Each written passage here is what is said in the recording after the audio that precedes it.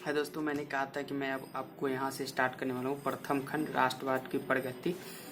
यहाँ तक आपने नोट किया होगा, मुझे याद है, और इसका मैंने क्वेश्चन दिया गया था कि आप इसे क्वेश्चन का आंसर लिख सकते हो। जितना थे ये सारे पॉइंट थे, मैंने बताया था, ये मैं बताया होगा इससे पिछले वाले वीडियो में।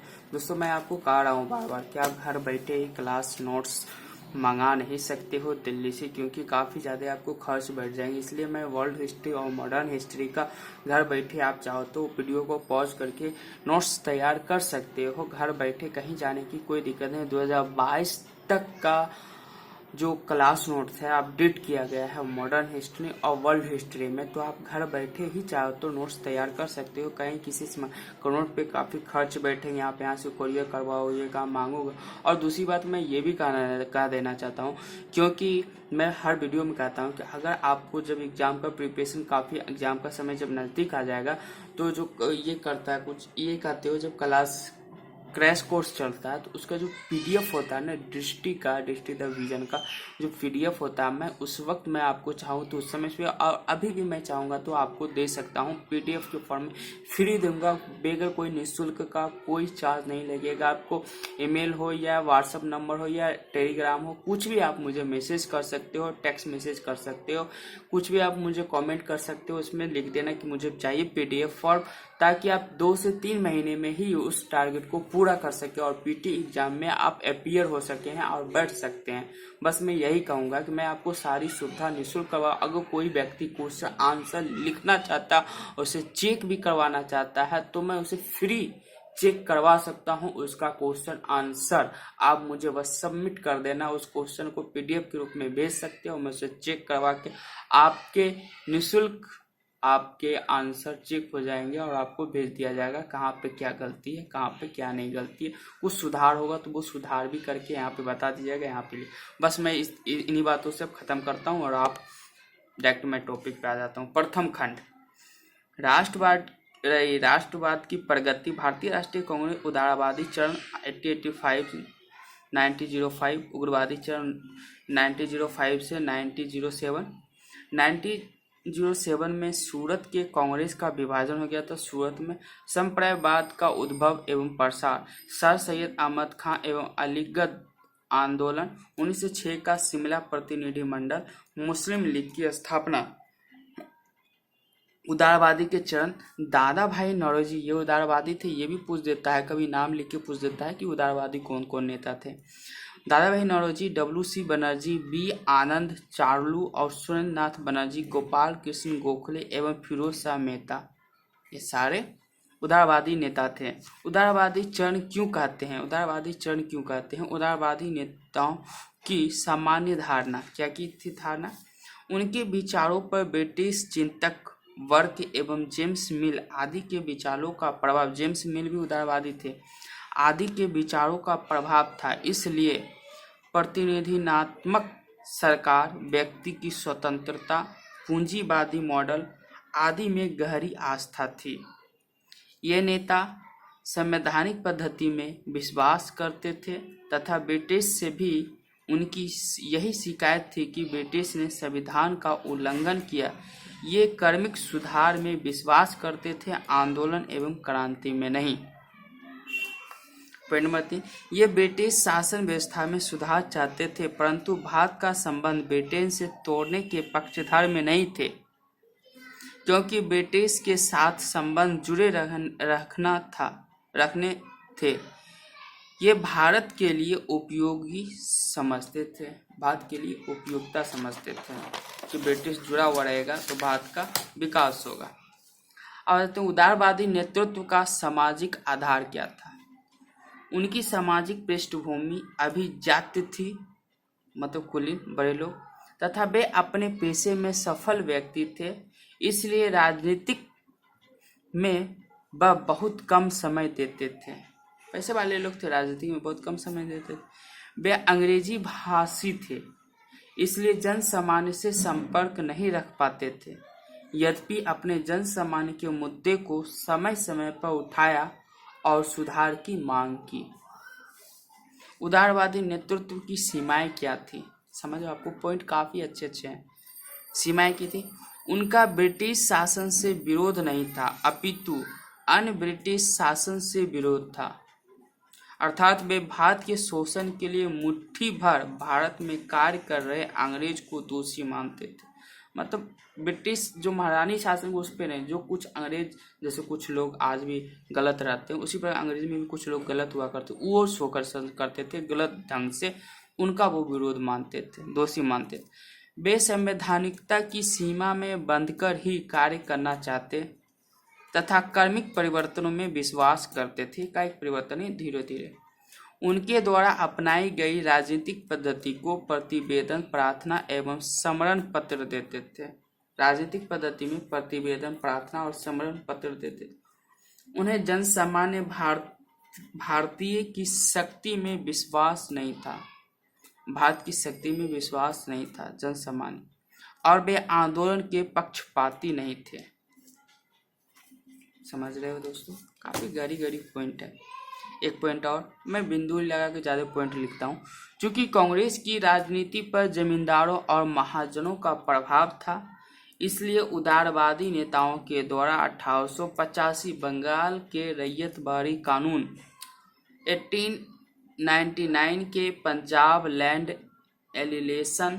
एलिनेशन एक्ट का विरोध कर दिया गया, जबकि ये कानून जनसामान्य भारतीयों के पक्ष में थे। योगदान अथवा उपलब्धियां, सॉरी दोस्तों हिल गया, मैंने ज़्यादा था, गिर गया था जो सामान था।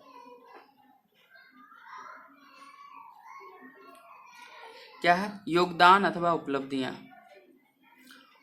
उनके द्वारा भारतीयों को आधुनिक राजनीति में परिचित कराया गया, आधुनिक राजनीति से परिचित कराया गया। इनके दबाव में सरकार 1892 का अधिनियम लाया, जिसके तहत विधानमंडलों में भारतीयों की संख्या बढ़ाई गई और पहली बार चुनावी राजनीति को लागू किया गया। सबसे बढ़कर डबल लिखा गया, सबसे बढ़कर देखिए हो, सबसे बढ़कर दादा भाई नौरोजी और आरसी दत्त जैसे नेताओं ने औपनिवेशिक अर्थव्यवस्था की नकारात्मक पक्ष को उद्घाटित ही नहीं किया, बल्कि इतनी व्यापक व्याख्या की जो कार्ल मार्क्स के बाद दूसरा कोई नहीं कर सकता था। उद्घाटित किया मतलब बतलाया। उदारवादी राजनीति के विरुद्ध असंतोष एवं उग्रवाद का उद्भव। अब कुछ लोग थे इसका विरोध करेंगे तो उग्रवाद बनेगा। कारण क्या था देख लेते हैं, काफी अच्छे पॉइंट है, आप नोट कर रहे हो। कारण, युवा पीढ़ी को कांग्रेस की राजनीति मोह भंग होने लगा था। युवा पीढ़ी को कांग्रेस की राजनीति से मोह भंग हो गया, तो मन भर गया, तो ये काफी लतीफा वाला काम करता। 2, अकाल, बेरोजगारी और प्लेग की बढ़ती हुई घटनाओं से भारतीयों में असंतोष उभर रहा था। अकाल की घटना हो रही थी, बेरोजगारी की और प्लेग की, भारत के हर लोगों को क्या हो रहा था, और सहयोग की भावना उभर रहा था। युवाओं में बेरोजगारी के कारण आक्रोश था। युवाओं पर बंकिम चंद्र चटर्जी, स्वामी विवेकानंद और दयानंद सरस्वती जैसे चिंतकों का विचार भी प्रभाव था।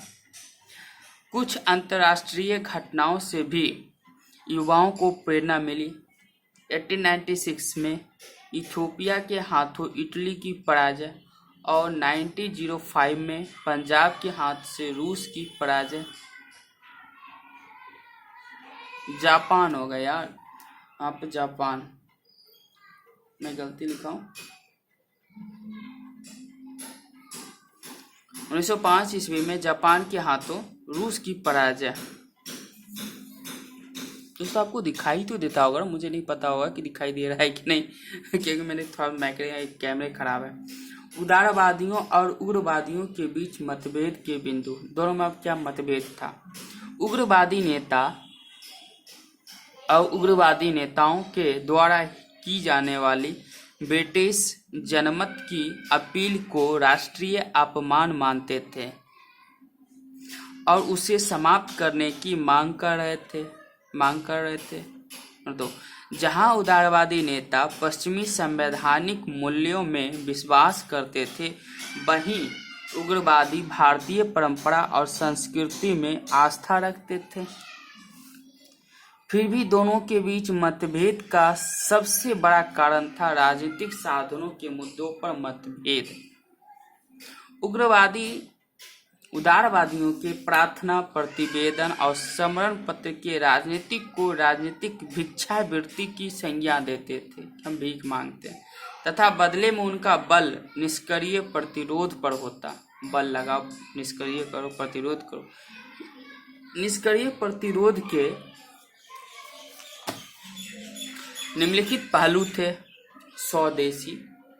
स्वदेशी देशी उत्पाद एवं संसाधनों के महत्व पर बल, उनका कहना था उग्रवादी का।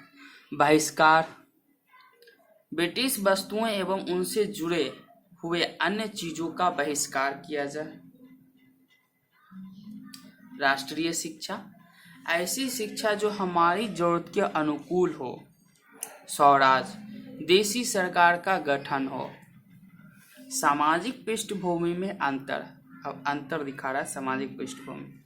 जहां उदारवादी नेतृत्व उच्च मध्य वर्ग का प्रतिनिधित्व करते थे, वहीं उग्रवादी नेतृत्व निम्न वर्ग का करते थे। उग्रवादी निम्न वर्ग का करते थे और ये लोग उच्च वर्ग का करते थे प्रतिनिधित्व। 1905 के पहले उग्रवादी क्रियान्वयन को अवसर नहीं मिल रहा था। 1905 एवं उसके पश्चात इसे अवसर प्राप्त हुआ, यद्यपि इसके लिए कुछ अन्य कारक भी उत्तरदायी थे। परंतु एक महत्वपूर्ण कारण था वायसराय लॉर्ड कर्जन की प्रतिगामी नीति। कर्जन की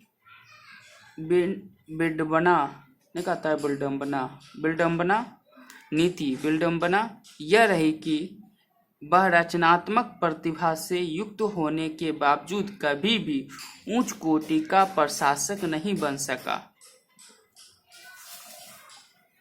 उसने यह घोषित किया था कि भारत में उसका उद्देश्य कांग्रेस को शांतिपूर्ण मृत्यु देकर राष्ट्रीय आंदोलन का खात्मा करना, परंतु उसने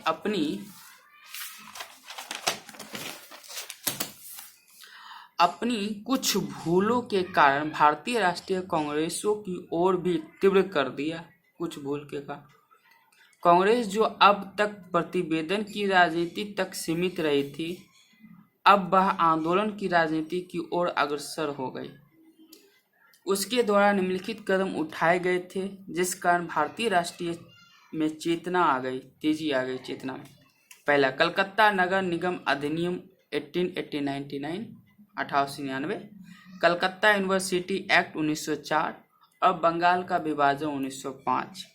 उसने बंगाल विभाजन का बहाना ढूंढ रहा था कि प्रशासनिक पूर्ण व्यवस्था, परंतु उसका वास्तविक उद्देश्य था मुस्लिम राष्ट्रीय आंदोलन से बाहर खींचकर राष्ट्रीय आंदोलन को कमजोर करना था।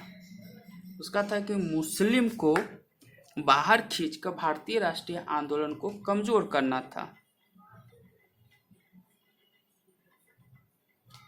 स्वदेशी आंदोलन का विस्तार, इसी आंदोलन के साथ कांग्रेस प्रतिवेदन की राजनीति से आंदोलन की राजनीति की ओर मुड़ गई।